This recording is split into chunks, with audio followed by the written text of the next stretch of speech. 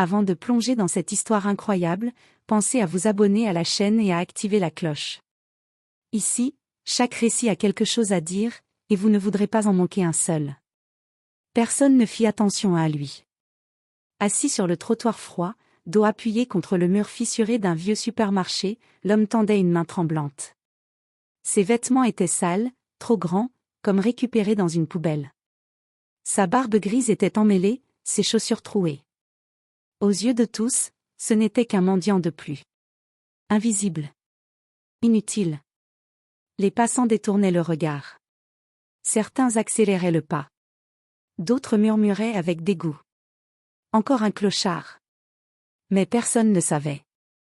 Personne ne pouvait imaginer que sous ces haillons se cachait un homme qui possédait des immeubles entiers, des entreprises, des comptes remplis de millions. Un homme qui avait tout, sauf une chose, la certitude que l'humanité existait encore. Ce jour-là n'était pas un hasard. Il avait choisi cette rue pauvre, ce quartier oublié, pour une seule raison. Mettre les gens à l'épreuve. Pas avec de l'argent. Avec de la misère. Les minutes passaient. 1 heure. 2. Pas une seule pièce. Pas un seul regard compatissant. Juste le bruit des pas, et le mépris silencieux. Puis soudain, un garçon apparut. Il n'avait pas plus de 10 ans. Des vêtements usés, trop courts pour sa taille. Des chaussures déchirées laissant apparaître ses orteils. Son ventre criait famine, mais ses yeux? Ses yeux étaient différents. Il s'arrêta. Il regarda le mendiant droit dans les yeux. Pas avec pitié. Pas avec peur. Mais avec respect. L'homme leva la tête, surpris. C'était la première fois de la journée que quelqu'un le voyait vraiment. Le garçon fouilla lentement dans sa poche. Il en sortit quelque chose. Et à cet instant précis, le millionnaire sentit son cœur se serrer. Parce que ce que le garçon s'apprêtait à faire, personne, absolument personne ne s'y attendait. Et ce geste allait bouleverser leur deux vies à jamais. Le garçon s'appelait Samuel. Il avançait lentement sur le trottoir, tenant dans sa main un petit sac en plastique presque vide. À l'intérieur, il n'y avait qu'un morceau de pain dur, son unique repas de la journée. Sa mère était malade. Son père avait disparu depuis longtemps. Et pourtant, Samuel marchait droit, la tête haute. Quand il aperçut le mendiant assis contre le mur, il ralentit. Les adultes passaient sans s'arrêter. Certains fronçaient les sourcils. D'autres changeaient carrément de trottoir. Samuel, lui, s'arrêta net. « Monsieur », dit-il doucement. Le mendiant leva les yeux. Ses traits fatigués se figèrent. Encore un enfant qui allait se moquer? Le chasser? Lui jeter une insulte comme tant d'autres? Tu n'as rien à me donner, petit, murmura l'homme d'une voix rauque. Je sais, répondit Samuel. Le garçon s'assit par terre, juste à côté de lui. Le millionnaire déguisé sentit quelque chose d'étrange. Personne ne s'était jamais assis à côté de lui. Jamais. Vous avez faim? Demanda Samuel. L'homme hésita. Puis hocha lentement la tête.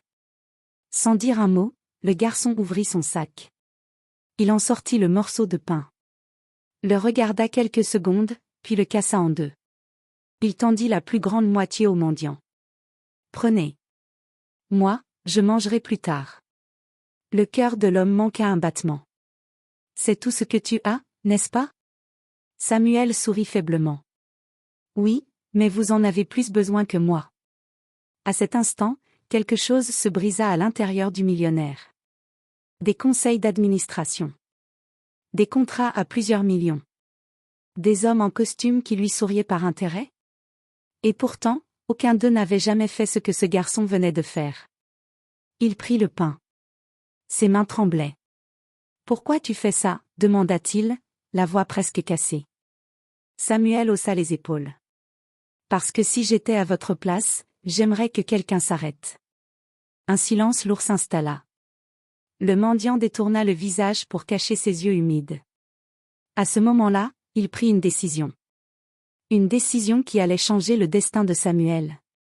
Et révéler une vérité que le monde allait avoir du mal à croire. Mais Samuel, lui, n'en savait rien.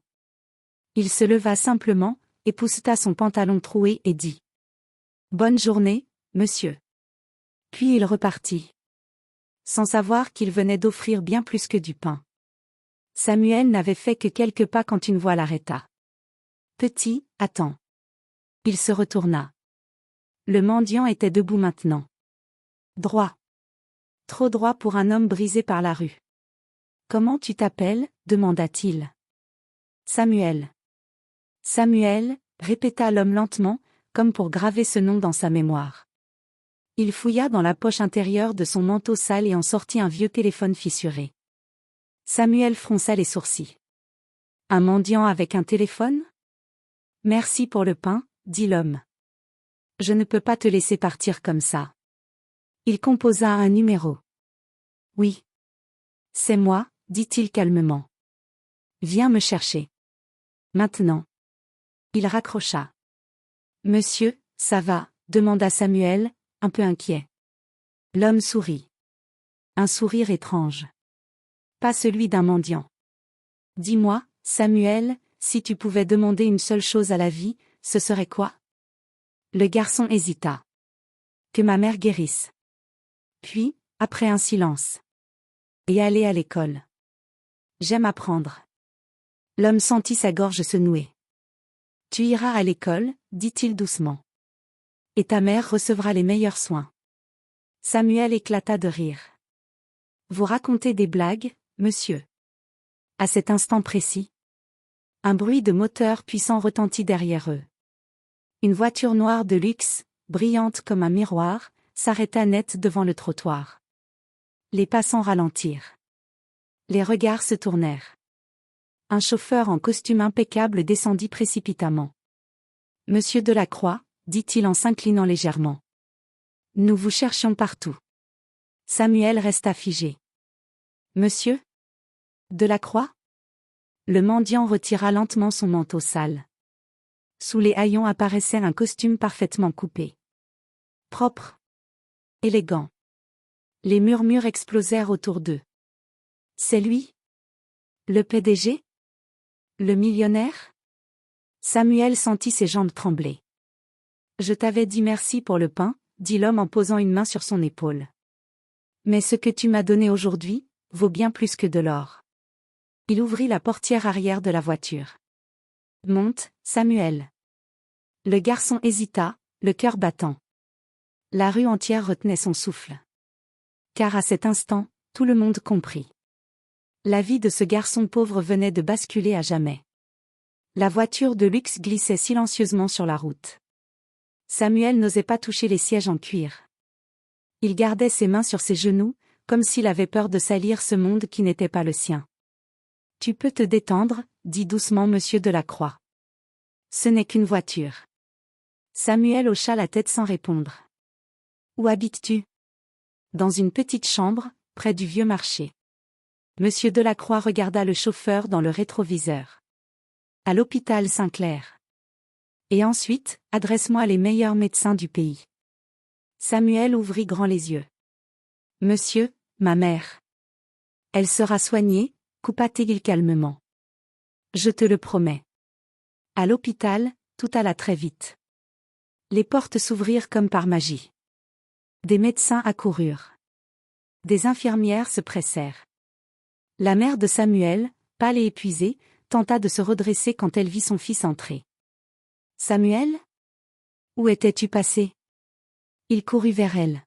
« Maman, ne t'inquiète pas. » Monsieur Delacroix s'avança.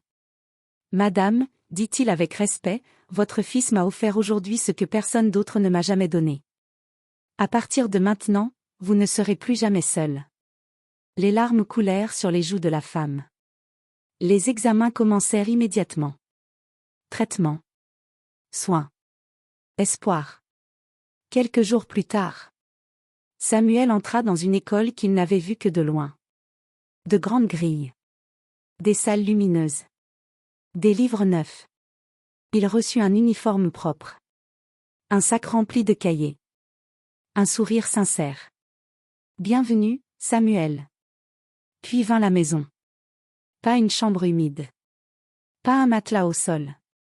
Une vraie maison. Des fenêtres. Une table. Un lit pour sa mère.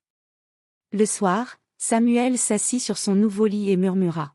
« Maman, tu te souviens du pain ?» Elle sourit faiblement. « Oui. Je croyais que je n'avais rien.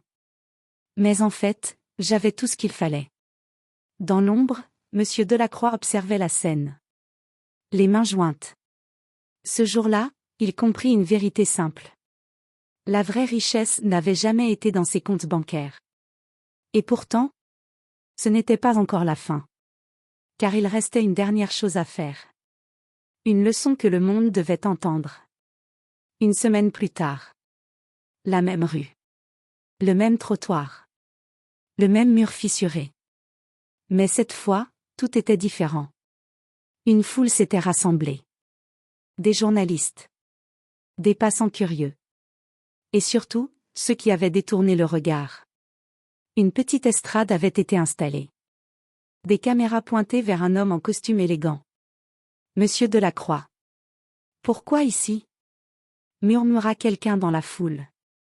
Pourquoi ce quartier ? Delacroix s'approcha du micro. Il y a une semaine, dit-il calmement, je me suis assis exactement à cet endroit. Déguisé en mendiant. Des murmures parcoururent la foule. Des centaines de personnes sont passées. Certaines m'ont insulté. D'autres ont fait semblant de ne pas me voir. Il marqua une pause. Un seul s'est arrêté. Un projecteur s'alluma. Samuel apparut, tenant la main de sa mère, désormais debout, souriante, soignée. La foule retint son souffle. Cet enfant n'avait presque rien. Pourtant, il m'a donné son seul repas. Les regards se baissèrent. Des visages rougirent. Aujourd'hui, continua Delacroix, je n'ai pas convoqué cette foule pour faire honte. Mais pour rappeler une vérité simple. Il posa une main sur l'épaule de Samuel. La valeur d'un être humain ne se mesure ni à ses vêtements, ni à son compte bancaire. Elle se mesure à ce qu'il fait quand personne ne le regarde. Silence total. Puis Delacroix annonça. À partir de ce jour, cette rue accueillera un centre d'aide pour les sans-abri. Et cette école portera le nom de Samuel. Des larmes. Des applaudissements. Des caméras qui tremblaient. Samuel leva les yeux vers Delacroix et demanda à voix basse. « Monsieur, j'ai fait quelque chose de spécial ?» Delacroix sourit. « Oui, Samuel. Tu as rappelé au monde comment être humain. » La foule éclata en applaudissements. Et ce jour-là, un garçon pauvre est devenu riche d'un héritage que l'argent ne peut pas acheter.